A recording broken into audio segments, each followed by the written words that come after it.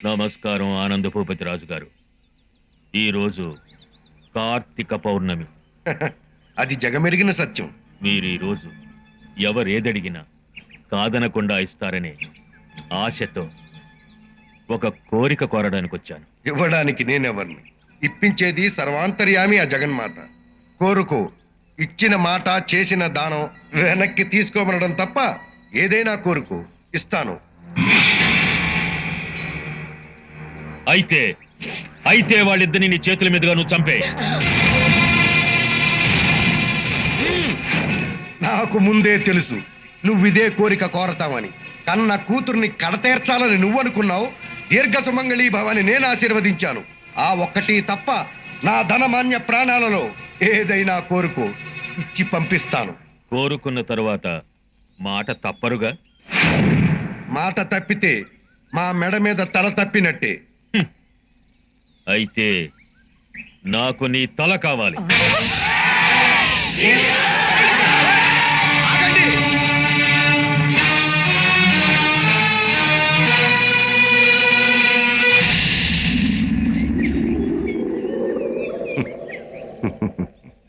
మాటలు చెప్పడానికే గాని చెయ్యడానికి కుదిరేది కాదని ఇప్పుడు అర్థమైందా?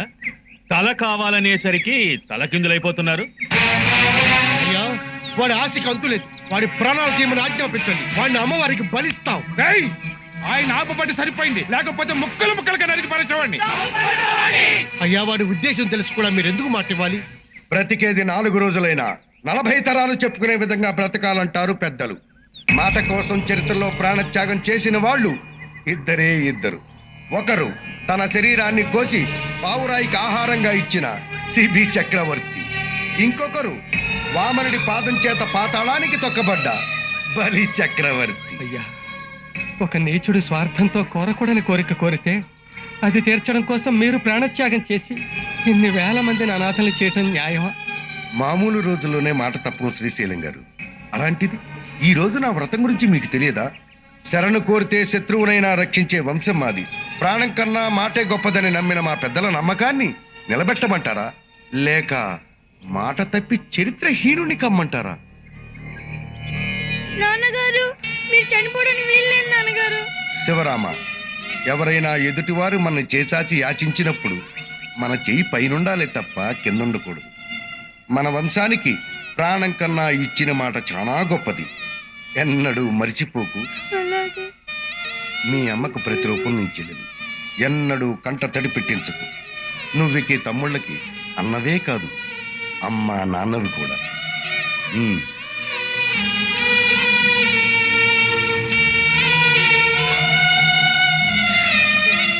అయ్యా, మా నాన్న కోరిక ప్రకారం మమ్మల్ని చంపేయండి, కానీ మా కోసం మీరు ప్రాణత్యాగం చేయొద్దు.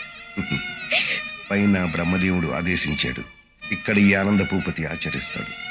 దీర్ఘ సుమంగళీ భవ.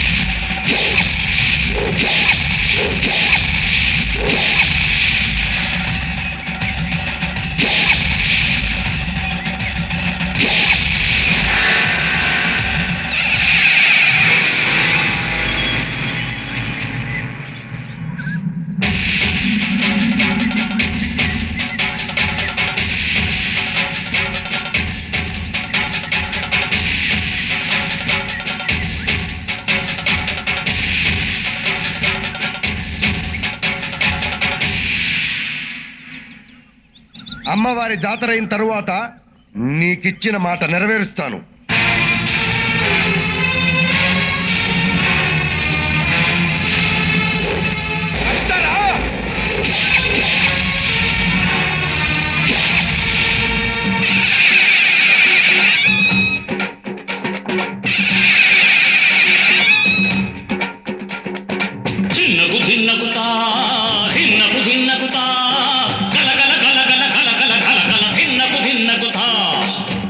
పడిపోని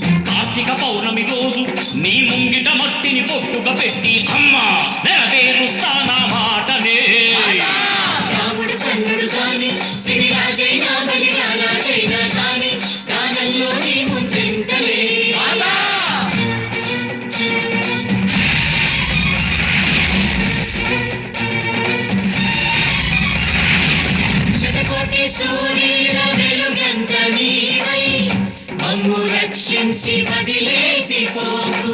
మరణాన్ని మెప్పించి ప్రతికుంట మీలో ఆరిపోని మహాజ్యోతినై శత్రువే కోరిన సృష్టియే ఆగిన ఈ ఆనంద భూపతి తప్పడు మాటిస్తే కన్నీళ్ళే రాని కష్టాలే రాని ఊపిరి ఆగిన ప్రాణాలే పోని కన్నీళ్ళే రాని కష్టాలే రాని ఊపిరి ఆగిన ప్రాణాలే పోని ఊపిరి ఆగిన ప్రాణాలే పోని ఊపిరి ఆగిన ప్రాణాలే పోని.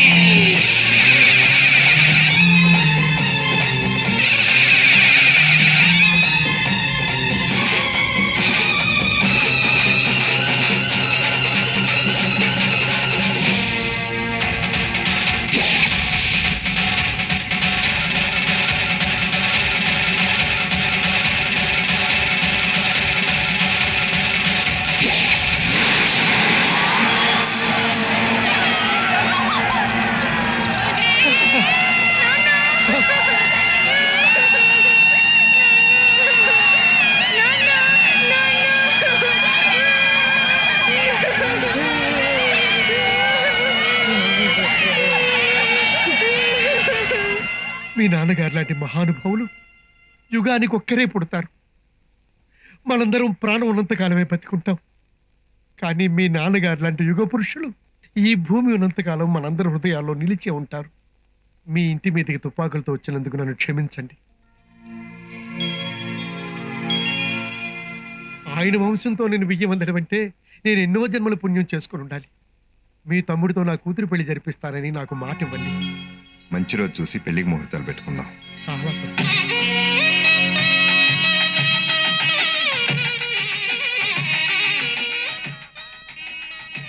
శివరామరాజు, స్వాతి వస్తుందంటావా? తప్పకుండా వస్తుంది అత్తయ్య.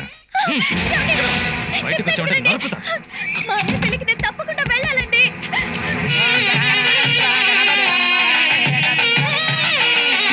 మన కళ్ళు కప్పి నీ పెళ్ళం తెప్పించుకొని పెళ్లికి వెళ్తుందేమో చూడు. దానికంత సీన్ లేదు నాన్న. గదిలో పెట్టి తాళం వేశాను. బయటకు వస్తే కాళ్ళు నరుకుతారు. వాళ్లే ముందులా మన ఇంటికి వచ్చి దీని కళ్ళ ముందే పెళ్లి చేసుకుంటే వాళ్ళకి ఆ ఛాన్స్ లేదు నాన్న. అడుగు పెడితే అడ్డంగా నరికేయమని ఇంటి చుట్టూ కిరాయి మనుషుల్ని పెట్టాను. చెల్లి రాలేదన్న దిగులుతో పెళ్లి ఆగిపోతుందన్న బాధతో వాళ్ళు సగం చస్తారు. కాదు, పూర్తిగా చస్తారు. కుమిలి కుమిలి చస్తారు. అదే నాకు కావాలి.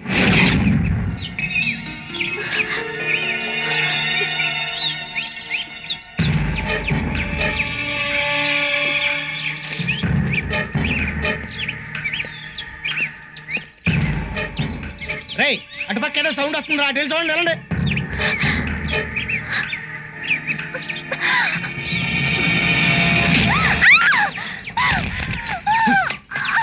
మా అందరి కళ్ళల్లో కారం కొట్టి పారిపోదామని చూడు నిన్ను ఏం చేస్తాను. రా.